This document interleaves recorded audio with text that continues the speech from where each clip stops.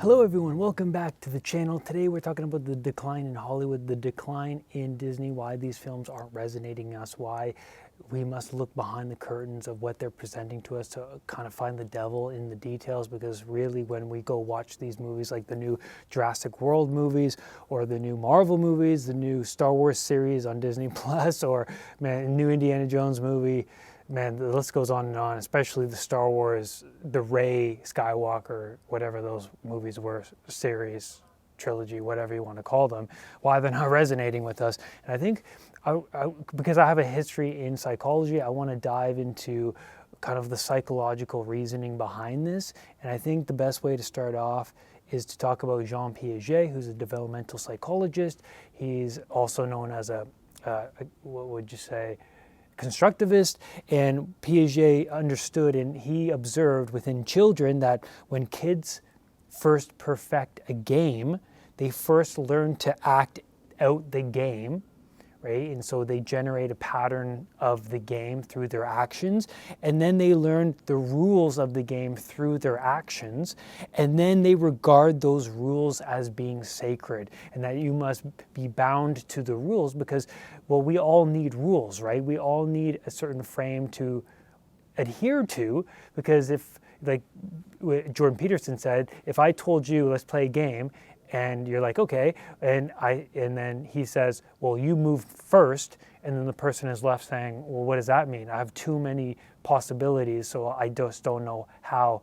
There has to be rules in order to operate in the world, a structure, because if everything is just too vague, then you're kind of left in the unknown. Why this pertains to Hollywood, why this pertains to Disney, is because when IP grows, when comic book artists first create these characters, which is not an easy thing, by the way, to create a character like Batman and Spider-Man and have it take off the way that it did, right? Like, I know Disney and Marvel nowadays take it for granted, right? Like, oh, I can just do anything with the character, which we will get into, by the way.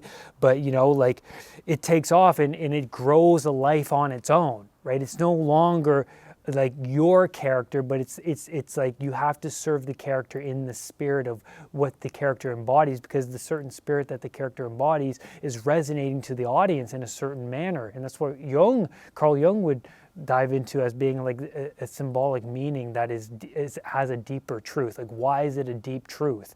And really, when we observe the new Disney films, Marvel films like, She-Hulk and Echo and, the new Indiana Jones and the Skywalker series, the characters aren't resonating with us. And it's because the creators, I'm leaning more towards the head honcho of Disney, Kathleen Kennedy, they're taking sacred characters that embody a certain spirit, and what she's doing is she's recreating her own game out of the already established game. And people don't like that, because when kids, start to change the rules or bend the rules or cut corners of the game, it dysregulates people's emotions. And so that's why people like Mark Hamill came out and said, well, why would you change the spirit of Luke Skywalker? He did not like that one bit. And neither did the audience, because the audience goes, that's not in the spirit of Luke Skywalker. It just didn't fit right.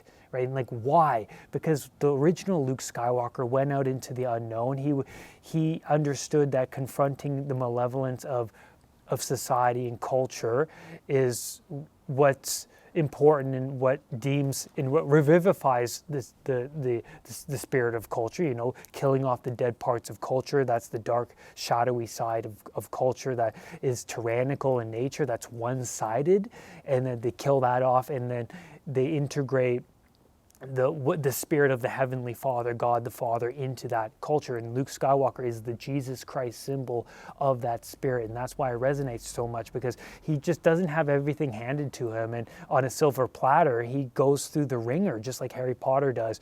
They get beaten up, they get bashed up, they're contemplating good and evil within them, the shadowy elements of their psyche all the time. That's why these characters work, because we ourselves are battling the unknown. We're in a sea of uncertainty everywhere, and we're always battling well, the uncertainty, and we're always trying to figure out how can we buttress ourselves against the uncertainty.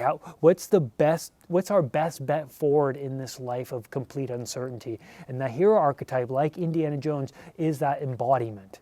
That's why we like him, is because he goes out and he values the magical elements of history and archaeology, and he goes on these great adventures to preserve that and to manifest its hidden potential within the objects that he's seeking out. He's the seeker, like Harry Potter is the seeker of the snitch, and for other deeper reasons. But Indiana Jones goes out to seek that manifestation of the potential, the magic lurking in the archaeology. Goes on these great adventures. He gets put through the ringer, especially in the Temple of Doom. He gets beaten up, tortured in that movie, and it resonates with us because we're rooting for him to get up and to fight and to fight and to fight. But like nowadays with Kathleen Kennedy in presenting to us a one-sided character like Rey, who has everything handed to her and there's no struggle, and she's just magical in every way and nothing seems to faze her, and they win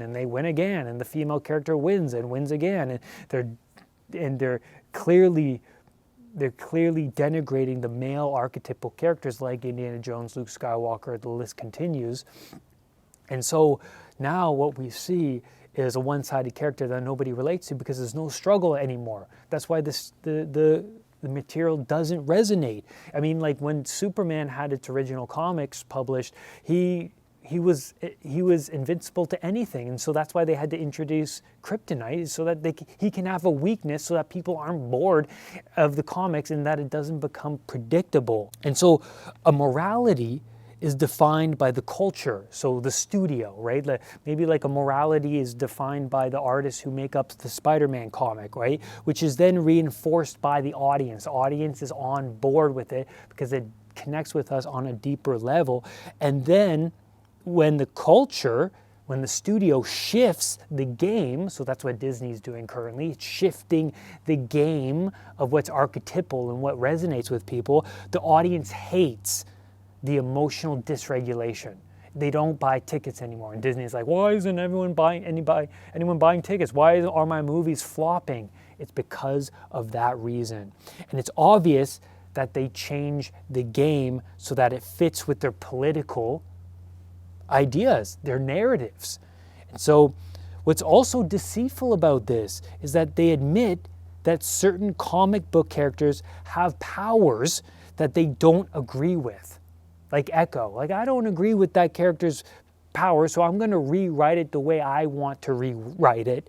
And so, like Rings of Power, for example, taking Tolkien's lore and saying, you know what, I can do it better than you can. It's like, really?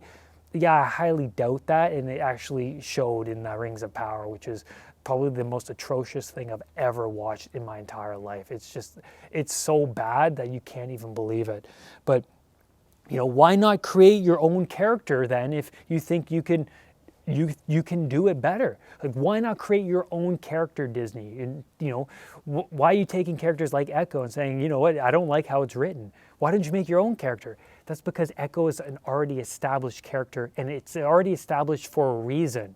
It has certain traits and elements, and it possesses a certain spirit that resonates with the audience. And so you decided to, change the game of that spirit and how it plays out in the comics to your own whims. And you do that at your own peril, but it just shows you that you have no creative talent, that you're just using a name to attract people into your political narrative.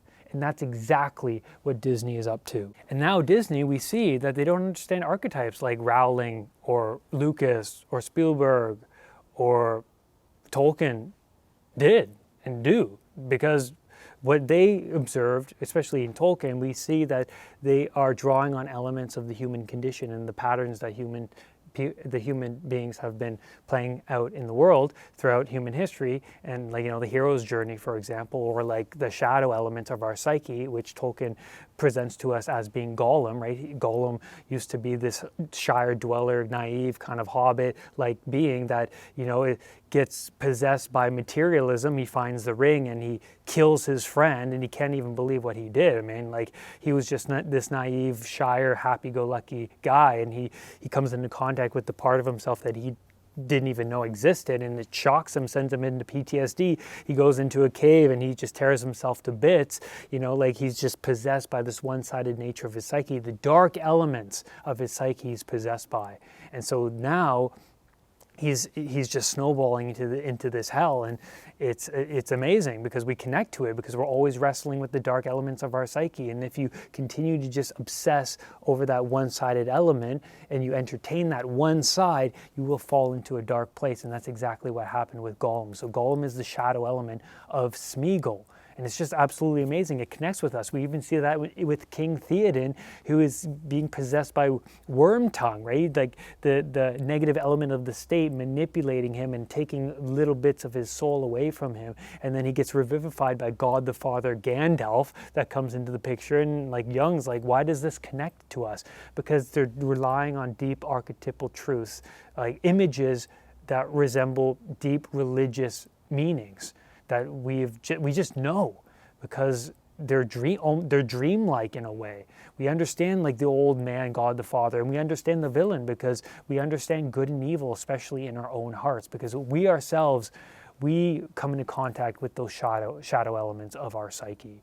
And that's where I'm going to leave you today on this video. Thank you everyone for being here on the channel. Please leave your comments below. What do you think of this video? Please like and subscribe. I really appreciate it. Rise above anxiety. Thank you everybody for being a part of this community. Please comment below. Also give this a thumbs up and subscribe to the channel, because then you'll be the first to know whenever I release a new video.